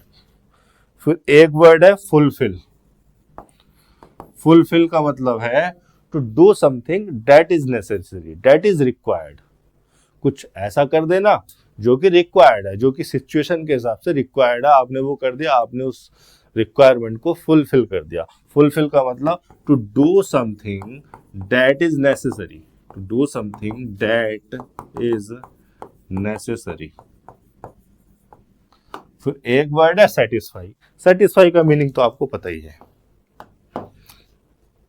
तो क्या आना चाहिए था यहाँ पर, अनोय आना चाहिए था। प्लीज नहीं करता है, अगर तुम्हारा लाइफ स्टाइल उन्हें प्लीज करता तो उसमें चेंज की डिमांड करते क्या, नहीं करते। अगर वो लाइफ फुलफिल भी नहीं होना है, सेटिस्फाई भी नहीं होना है, अनोय मीनिंगफुल है। इस ऑब्जेक्टिव मीनिंग को करने के लिए हमें चाहिए अनोय वर्ड।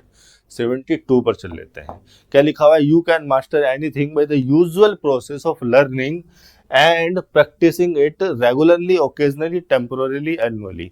देखिए किसी चीज को मास्टर करने की बात की जा रही है। यू आपका सब्जेक्ट है, कैन एबिलिटी एक्सप्रेस करने के लिए हो गया, मास्टर यहाँ पे ट्रांजिटिव वर्ब हो गई। ट्रांजिटिव वर्ब के बाद ऑब्जेक्ट। मास्टर का मतलब हो गया, किसी चीज को मास्टर करने का मतलब हो गया to be very skilful in doing something, किसी चीज को करने में बहुत ज्यादा स्किलफुल हो जाना, एक्सपर्ट हो जाना, तो मतलब उसका मास्टर हो जाना।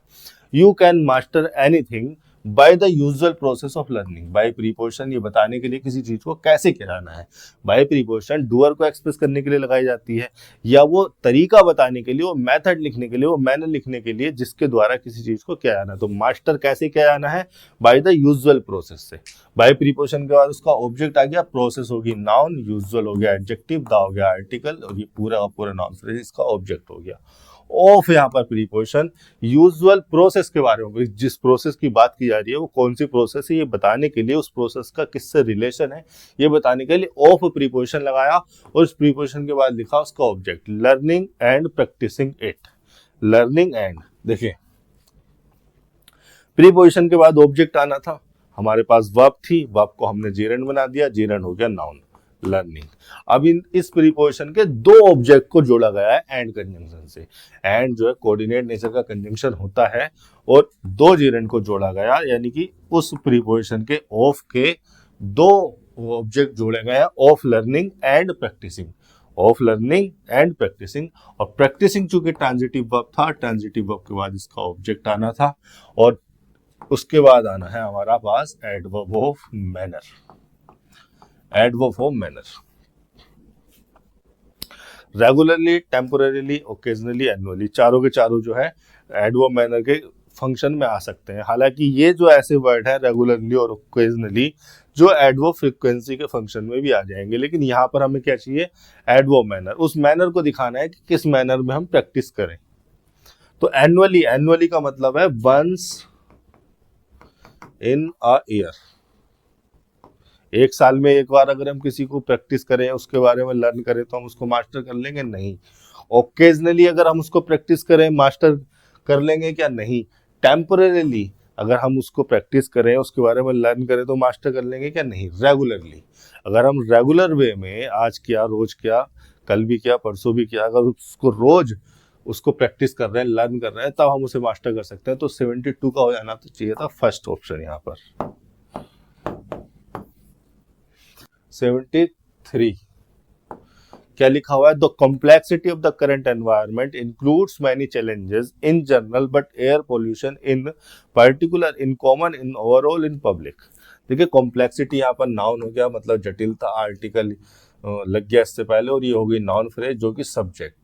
किस चीज की कॉम्प्लेक्सिटी, करंट एनवायरनमेंट की। प्रीपोजिशन के बाद उसका ऑब्जेक्ट। अब ये जो प्रीपोजिशनल फ्रेज है ऑफ द करंट एनवायरनमेंट, इस नॉन फ्रेज के लिए क्या हो गई, एडजेक्टिव फ्रेज के फंक्शन में हो गई। इंक्लूड्स यहाँ पर मेन वर्ब हो गया, चूंकि हमारी जो कॉम्प्लेक्सिटी थी वो सिंगुलर था, तो हमने इंक्लूड्स को एस फॉर्म में लगाया, ठीक है, इन्फ्लेक्शन लगाया एस फॉर्म में। अब ये इंक्लूड क्या है, ट्रांजिटिव वर्ब है, ट्रांजिटिव वर्ब के बाद इसका ऑब्जेक्ट आ गया। मैनी चैलेंजेस, चैलेंजेस जो है काउंटेबल नाउन हो सकता है, तो हमने उसको प्लूरल कर दिया, क्योंकि हमने क्या लगाया है, मैनी को लगाया है डिटर्मिनर के रूप में। एक से ज्यादा, मोर देन वन चैलेंजेस की बात कर रहे हैं। मैनी चैलेंजेस इन जनरल, देखिए इन जनरल प्रीपोजिशन, ये जो प्रीपोजिशनल फ्रेज है इन जनरल लगाई जाती है जनरल सेंस में। सामान्यतः अगर हम बहुत सारी चीजों को रिफर कर रहे हैं या बहुत सारी चीजों को इंक्लूड करते हुए रिफर कर रहे हैं, तो ये प्रीपोजिशनल फ्रेज लगाई जाती है। Preposition air pollution in particular आना चाहिए। यहाँ पर देखिए पर्टिकुलर इन पर्टिकुलर का एक अलग ही मीनिंग है। अगर आपको इन जनरल और इन पर्टिकुलर दो फ्रेजेस के बारे में पता है तो आप यहाँ पर ऑप्शन देखने की भी जरूरत नहीं थी, इन पर्टिकुलर को देखते ही इन्हें लगा देते। देखो इन जनरल कहा जाता है, in general preposition phrase refer करती है, इडियोमेटिक एक्सप्रेशन है इन जनरल और इन पर्टिकुलर भी। इन जनरल इडियोमेटिक एक्सप्रेशन या प्रीपोजिशन फ्रेज रिफर करती है किसी ऐसी सिचुएशन को जो सबको रिफर कर रही हो, जो कोई स्पेशल या स्पेसिफिक थिंग या पर्सन को नहीं, सबको रिफर कर रही हो। तो यहाँ पर जो मैनी चैलेंजेस थे, तो मैनी चैलेंजेस में तो बहुत सारे चैलेंजेस हो गए, ये सारे के सारे जो है मैनी चैलेंजेस में आ गए कि जो एनवायरनमेंट है, जो complexity of the current environment है, उसकी जो वो कॉम्प्लेक्सिटी इंक्लूड करती है मैनी चैलेंजेस को। तो मैनी चैलेंजेस में तो सारे हो गए, तो इन सारों को रिफर करने के लिए हमने क्या लगाया, इन जनरल। लेकिन अगर इनमें से किसी एक को अलग से हमें स्पेशल इंपॉर्टेंस देनी है या स्पेसिफिक बताना है या स्पेशल अटेंशन देनी है, तो हम क्या लगाते हैं, इन पर्टिकुलर। इन पर्टिकुलर का मतलब होता है स्पेशली।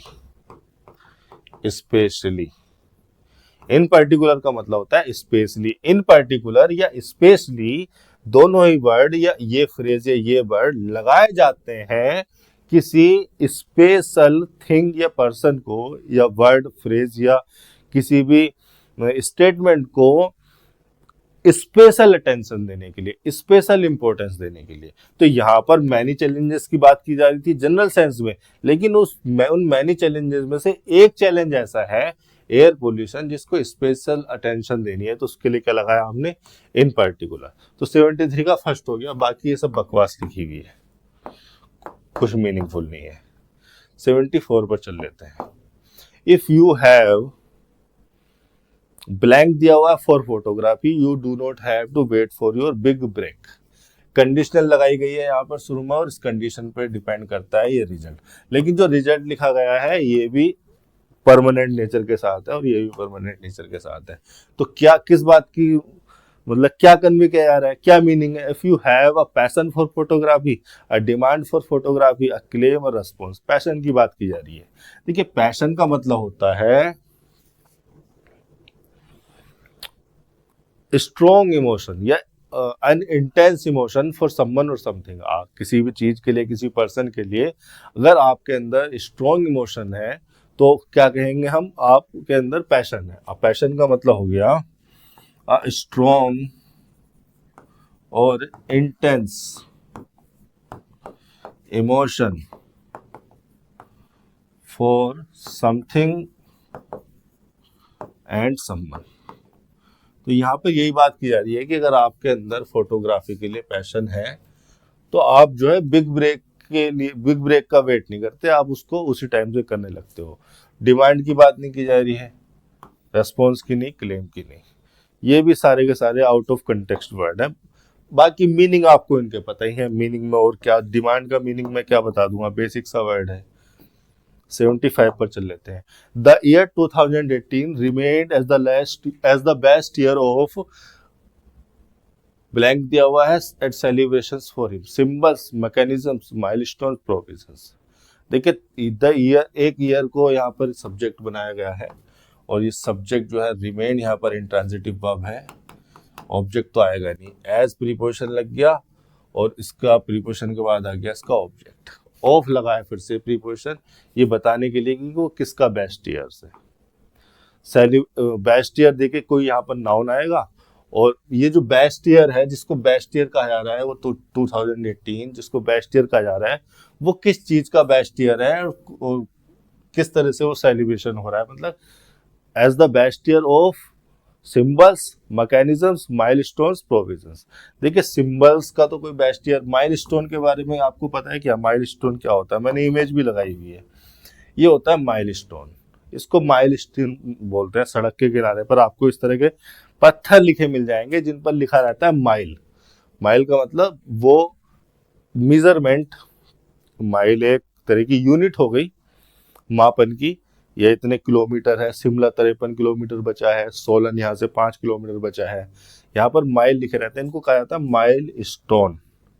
इसके अलावा माइलस्टोन का एक मीनिंग और होता है, वो मीनिंग अगर आप जानते होंगे तो यहाँ पर आप समझ पाते हैं कि माइलस्टोन ही क्यों आना है। माइलस्टोन का मतलब होता है a significant event in your life. आपकी लाइफ में किसी सिग्निफिकेंट इवेंट को भी एक माइलस्टोन कहा जा सकता है, या फिर एन इम्पोर्टेंट पॉइंट। ये दूसरा वाला मीनिंग जरा ध्यान से देखो, N important point in the progress और डेवलपमेंट ऑफ समथिंग। कोई प्रोग्रेस चल रही है, कोई काम चल रहा है, कोई एक्टिविटी चल रही है, कोई डेवलपमेंट चल रहा है, उसमें किसी इंपॉर्टेंट पॉइंट को आप माइलस्टोन कह सकते हैं। माइलस्टोन एक्चुअली में वो पॉइंट सड़क के कंटेक्स्ट में भी लो, अगर वो जो पत्थर आपको दिखाया था उसके कंटेक्स्ट में भी लो, तो माइलस्टोन आपको ये इंडिकेट करने के लिए होता है कि आप यहाँ तक आ गए, आपको इतना और चलना है। तो उसी तरह से किसी प्रोग्रेस में, किसी एक्टिविटी में, किसी डेवलपमेंट में भी वो इंपॉर्टेंट पॉइंट जो आपको ये बताए कि आप यहाँ तक आ गए, इतना और चलना है आपको, ठीक है, उसको माइलस्टोन कहा जा सकता है। An important point in the progress और development of something, DEVELOPMENT of something, इसको माइलस्टोन कहा जा सकता है। तो यहाँ पर यही रिफर करने की कोशिश की जा रही है कि जो ईयर 2018 है वो जो है बेस्ट ईयर है, जो आपके माइलस्टोन्स हैं, जो इतने सिग्निफिकेंट इवेंट हुए आपकी लाइफ में, या जो प्रोग्रेस जो आपकी लाइफ चल रही है उसमें, उन सारे माइलस्टोन्स में ये एक बेस्ट ईयर की तरह, एक पॉइंट की, बेस्ट पॉइंट की तरह आया है। ये यहाँ पर मीनिंगफुल हो रहा है। बाकी प्रोविजंस, मैकेनिज्म, सिंबल्स, इनके मीनिंग आपको पता है। प्रोविजंस का मतलब होता है नेसेसरी सप्लाई या कोई लॉ। देखिए, प्रोविजन का मतलब होता है supply of food and necessary things. जैसे गवर्नमेंट क्या करती है, बहुत सारे अन्न वितरण योजना चलाती है, फूड ग्रेन्स जो है एक्ट बनाए हुए हैं, राशन वगैरह दी जाती है, तो उनको क्या कह सकते हैं, प्रोविजंस कह सकते हैं। वो सप्लाई जो फूड की और नेसेसरी गुड्स की जो सप्लाई दी जाती है उनको प्रोविजंस कह सकते हैं। इसके अलावा लॉज है ना, प्रिंसिपल्स, जो रूल बना देते हैं जिसके द्वारा कुछ किया जा सके, उसको ही प्रोविजन कह लेते हैं। तो ये भी यहाँ पर मीनिंगफुल नहीं होता। मैकेनिज्म का कोई कंटेक्स्ट नहीं है, सिंबल का यहाँ पर कोई कंटेक्स्ट नहीं है। 75 का थर्ड हो जाता। 76 क्या लिखा हुआ है, फादर्स हैव टिपिकली बीन जज by how well they support their families financially. Fathers यहाँ पर नाउन हो गया जो कि सब्जेक्ट है, हैव यहाँ पर हेल्पिंग वर्ब हुई, टिपिकल यहाँ पर एडवर्ब लग गया, बीन बी प्लस वर्ब की थर्ड फॉर्म आ सकता है, या बी प्लस वर्ब की आईएनजी फॉर्म आ सकती है। बी प्लस वर्ब की आईएनजी फॉर्म आएगी तो कंटिन्यूटी को एक्सप्रेस करेगी, कंटिन्यूटी को एक्सप्रेस करेगी हैव के साथ, तो मतलब परफेक्ट कंटिन्यूटी को एक्सप्रेस करेगी, परफेक्ट कंटिन्यूटी को एक्सप्रेस करेगी बी प्लस वर्ब की आईएनजी फॉर्म। और परफेक्ट कंटिन्यूटी को एक्सप्रेस करने के साथ साथ ये भी देखो जो वर्ब है हमारी वो है जज, और जज तुम किसी पर्सन को ही करते हो तो ट्रांजिटिव वर्ब है, और उसके बाद कोई ऑब्जेक्ट आता है जो कि पर्सन होता है, ठीक है। अब देखो बी प्लस वर्ब के आईएनजी फॉर्म अगर ये तो बी है, अगर बी प्लस वर्ब के आईएनजी फॉर्म अगर आप लिख रहे हो तो इसका मतलब कंटिन्यूटी, और चूंकि हैव के साथ है तो इसका मतलब परफेक्ट कंटिन्यूटी। परफेक्ट भी लिख देता हूं इसके सामने वो। एक चीज तो ये हो गई कि परफेक्ट कंटिन्यूस की सिचुएशन हो गई, कोई टाइम फ्रेज लिखी होनी चाहिए थी, कोई टाइम ड्यूरेशन लिखी होनी चाहिए थी जिसके लिए पार्शियल कंप्लीशन दिखाया जा सके। एक बात तो ये हो गई, और दूसरी बात ये कि यहाँ पर जो है जज जो है ट्रांजिटिव वर्ब है, और हम उसकी वर्ब की आईएनजी फॉर्म यूज कर रहे हैं, इसका मतलब बी प्लस वर्ब की आईएनजी फॉर्म एक्टिव स्ट्रक्चर हो गई। एक्टिव स्ट्रक्चर हो गई यानी कि वर्ब एक्टिव फॉर्म में हो गई, और एक्टिव फॉर्म में अगर कोई ट्रांजिटिव वर्ब है तो उसके बाद क्या होना चाहिए, उसका ऑब्जेक्ट होना चाहिए। ऑब्जेक्ट लिखा है कि इसके सामने नहीं, उस ऑब्जेक्ट को तो सब्जेक्ट बना दिया गया है। इसका मतलब वर्ब की जो फॉर्म है, वर्ब की जो स्ट्रक्चर है वो पैसिव होनी चाहिए, और पैसिव के लिए हम चूज करेंगे बी प्लस वर्ब की थर्ड फॉर्म। तो ये हो गया जज्ड। बाकी आगे बाय प्रीपोजिशन लगा हुआ है, उस प्रीपोजिशन के बाद पूरी क्लोज लिखी हुई है। How well they support their families financially, how well, how preposition के बाद ये जो पूरी की पूरी क्लोज लिखी है ये प्रीपोजिशन का ऑब्जेक्ट है। हाउ लग गया यहाँ पर एडवर्ब, वेल लग गया एडवर्ब मैनर, वेल लग गया एडवर्ब मैनर, इस सपोर्ट के बारे में बताने के लिए कि जो सपोर्ट किया जाना है किस मैनर में किया जाना है। और हाउ लग गया एडवर्ब डिग्री, कि ये जो वेल है इसकी क्या डिग्री होनी है, वेल की डिग्री को बताने के लिए, एडवर्ब मैनर की डिग्री को बताने के लिए हमने क्या लगा दिया, डिग्री, एडवर्ब डिग्री लगा दिया। फिर चूंकि इंटेरोगेटिव स्ट्रक्चर थी तो उसको हाउ वेल से स्टार्ट किया। दे सब्जेक्ट हो गया, सपोर्ट ट्रांजिटिव वर्ब है, उसके बाद आ गई उसकी फैमिली ऑब्जेक्ट, एक दूसरा एडवर्ब मैनर लग गया कि फाइनेंशियली सपोर्ट करने की बात की जा रही है। ये हो गया आपके सामने 76। 77 पर बात कर लेते हैं। A vision is a current oriented statement of where you want to be. Future oriented, vision का मतलब होता है future oriented statement. Vision, vision वो स्टेटमेंट होता है जिसमें आप, विजन वो थॉट, वो आइडिया या वो स्टेटमेंट हो सकता है जिसमें आप फ्यूचर के बारे में कुछ सोचते हैं, फ्यूचर के बारे में, फ्यूचर ओरिएंटेड होता है। फ्यूचर के बारे में आपने कुछ सोचा, आपने कह दिया, तो ये आपका विजन है। अ vision is a future oriented statement. Statement noun हो गया, ओरिएंटेड यहाँ पर एडजेक्टिव हो गया स्टेटमेंट के लिए, और फ्यूचर लग गया एडवर्ब ओरिएंटेड के लिए। बाकी प्रेजेंट नहीं होना, करंट और ट्रेड का तो मतलब ही नहीं था। Of where you want to be, of preposition और प्रीपोजिशन के बाद उसका ऑब्जेक्ट आ गया। पूरा का पूरा ये जो क्लोज है इसका ऑब्जेक्ट है। वेयर एडवर्ब हो गया, यू वांट टू बी, ठीक है। वेयर एडवर्ब हो गया, चूंकि असर्टिव, देखो वेयर एडवर्ब प्लेस होता है। अब ये एडवर्ब प्लेस, वेयर जब एडवर्ब प्लेस होता है तो ये एक प्लेस को रिफर करता है, और ये इंटेरोगेशन में भी रिफर कर सकता है, और कई बार ये जो है सिचुएशन में, सेंटेंस में या कंटेक्स्ट में एक इनडेफिनिट प्लेस को रिफर करने लगता है। जैसे यहाँ पर ये इनडेफिनिट प्लेस को रिफर कर रहा है। Of where you want to be, यहाँ पर कोई इंटेरोगेशन तो हो नहीं रही है, कोई क्वेश्चन तो पूछा नहीं जा रहा है, लेकिन इसको हम, चूंकि ये सबऑर्डिनेट क्लोज है, सबऑर्डिनेट क्लोज है, उस प्रीपोजिशन के बाद इसका ऑब्जेक्ट लिखा हुआ है इस क्लोज को बनाकर, तो इसको हम असर्टिव फॉर्म में लिखेंगे। Where you want to be, you हो गया सब्जेक्ट और वांट हो गया यहाँ पर ट्रांजिटिव वर्ब, और ट्रांजिटिव वर्ब के बाद इसका आ गया object. A vision is a future oriented statement of where you want to be.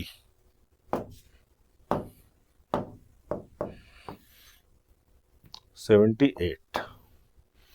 Social media algorithms can be used in teaching learning process. Social media algorithms, algorithms वो computer programs होते हैं, वो codes होते हैं जो computer engineer या software engineer या एक प्रोग्राम कोडर लिखता है किसी भी लैंग्वेज के द्वारा, चाहे वो जावा, सी प्लस प्लस, पाइथन, जो भी यूज करे। एल्गोरिथम नाउन हो गया, मीडिया यहाँ पर एडजेक्टिव हो गया। सोशल मीडिया, एक्चुअली में सोशल मीडिया पूरा का पूरा नाउन फ्रेज ही, इसके लिए नाउन मॉडिफायर यानी कि एडजेक्टिव हो रहा है। पूरी की पूरी नाउन फ्रेज हो गई, सब्जेक्ट हो गई, कैन यहाँ पर हेल्पिंग वर्ब लग गई, बी की फॉर्म लग गई, बी लिंकिंग वर्ब है। अब क्या लिखा रहा है, सॉरी बी यहाँ पर लिंकिंग वर्ब नहीं है, बी प्लस वर्ब की थर्ड फॉर्म, यानी कि क्या हो रहा है, पैसिव स्ट्रक्चर हो रही है, पैसिव स्ट्रक्चर हो रही है। Social media algorithms can be momentarily use, briefly, बेयरली, easily use in teaching learning process. In preposition लगा और प्रीपोजिशन के बाद लिखा हुआ है उसका object, teaching learning process noun हो गया, टीचिंग लर्निंग हो गया एडजेक्टिव।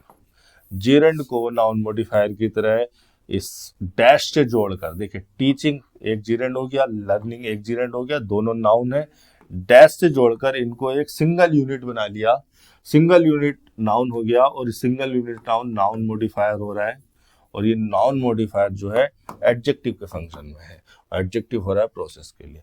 तो क्या आना चाहिए था, मोमेंटरीली, मोमेंटरीली बना है मोमेंट से। मोमेंट का मतलब होता है, मोमेंट का मतलब होता है a short period of time, a short period of time, moment से बना मोमेंटरी, एडजेक्टिव हो गया, इसी में एलवाई लगाया, क्या बना, मोमेंटरीली, ये एडवर्ब हो गया। इसका मतलब हो गया फॉर ए शॉर्ट टाइम। कोई भी ऐसी चीज या कोई भी ऐसी प्रोसेस, एक्टिविटी जो शॉर्ट टाइम के लिए चली हो, एक्शन में आई हो, एग्जिस्टेंस में आई हो, उसको कह सकते हैं मोमेंटरीली। तो ऐसा है क्या कि केवल एक शॉर्ट टाइम के लिए सोशल मीडिया एल्गोरिथम को टीचिंग लर्निंग प्रोसेस में यूज किया जा सकता है? भाई यूज किया जा सकता है तो बहुत समय के लिए भी किया जा सकता। ये क्या बात हुई कि 2-4 मिनट के लिए यूज कर सकते हो, उससे ज्यादा यूज नहीं कर सकते? ये भी यहाँ पर मीनिंगफुल नहीं है। ब्रीफ का मतलब होता है, ब्रीफ एक एडजेक्टिव होता है, इसका मतलब होता है वेरी शॉर्ट या lasting only for a short time. कोई भी ऐसी चीज जो थोड़े थोड़े समय के लिए चले, लास्टिंग का मतलब चलना, lasting only for a short time को भी ब्रीफ कह सकते हैं, एडजेक्टिव है। या कंटेनिंग फ्यू वर्ड, जैसे मैंने कहा ब्रीफ डिस्कशन, तो एक ऐसा डिस्कशन जिसमें बहुत कम शब्दों का इस्तेमाल हुआ उसको भी ब्रीफ कह सकते हैं। कंटेनिंग, सही सही से लिख देता हूं मैं spelling, CONTAINING, containing few words, ये ब्रीफ होता है। ब्रीफ से ही बना है ब्रीफली, ब्रीफली का मतलब भी यही हो गया, for a short time, for a short time, for a short time. तो ये भी मीनिंगफुल नहीं है। बेयरली या इजीली, देखिए ऐसा भी नहीं है कि ये जो सोशल मीडिया एल्गोरिथम्स हैं ये इतनी सिंपल होती हैं कि इनको इजीली यूज किया जा सकते, ठीक ठाक कॉम्प्लेक्सिटी इनमें होती है। मैं कैसे कह सकता हूँ, मैं कोई अच्छा कंप्यूटर इंजीनियर नहीं हूँ जो मैं ये बात कह सकूँ सोशल मीडिया एल्गोरिथम्स इजी होती हैं, कॉम्प्लेक्स होती हैं, लेकिन एक नॉर्मल पर्सन के लिए वो इजी नहीं होती है, दे आर वेरी कॉम्प्लेक्स। तो बेयरली यहाँ पर आ जाना चाहिए था। बेयरली एक्चुअली में एडवर्ब ऑफ डिग्री है और इसका मतलब होता है ऑलमोस्ट नॉट, और इसके सिनोनियम होते हैं हार्डली या स्कार्सली। तो यहां पर क्या आना चाहिए था, बेयरली, यानी कि ये कहने की कोशिश की जा रही है कि social media algorithms can almost not be used in teaching learning process की। ये जो एल्गोरिथम्स है ऑलमोस्ट ये यूज नहीं की जा सकती टीचिंग लर्निंग प्रोसेस में। ठीक है, ये हो गए आपके 78 तक। काफी सेंटेंस हमने कर लिए हैं, हम धीरे धीरे अपनी स्पीड को बढ़ाते जा रहे हैं। ज्यादा सेंटेंसेस अब एक वीडियो में कवर किया करेंगे। चूंकि मैंने बेसिक कॉन्सेप्ट आपको बता दिए हैं तो मैं बार बार उन कॉन्सेप्ट्स को आपके सामने नहीं दोहराऊंगा, एक बार बस जस्ट मेंशन कर दूंगा तो आपको समझ में आ जाएगा, क्योंकि मैंने पिछली वीडियोस में इन कॉन्सेप्ट को, बेसिक कॉन्सेप्ट्स को अच्छे से आपके सामने जो है रखा है। इसी तरह की अप्रोच आपको फॉलो करनी है, लॉजिकल रहना है, रीजनेबल रहना है। आज के लिए इतना ही, धन्यवाद।